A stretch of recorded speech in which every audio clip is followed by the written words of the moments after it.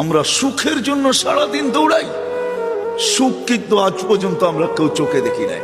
দেখছেন না, নারী বলবে না পুরুষ বলবে, না সন্তান বলবে না বাবা বলবে। কেন জানেন? সুখ আসে রহমতের চাদর আসলে, চাদর দিয়ে যখন ডাকা হয় তখন সুখ আসে। আল্লাহর রহমত ছাড়া সুখ আশা করা যায় না।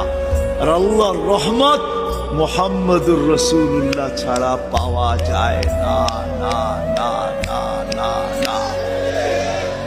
যদি বলেন প্রমাণ, আল্লাহ ইঙ্গিত দিছেন, আমার বন্ধুর উপরে একবার তুই দুরূদ পড়বি, দুরূদ ওই ব্যক্তি পড়তে পারে যে আল্লাহর রসুলকে ভালোবাসে, মহাব্বত করে, আল্লাহর রসুলকে অনুকরণ করে ওই দুরূদ পড়তে পারে।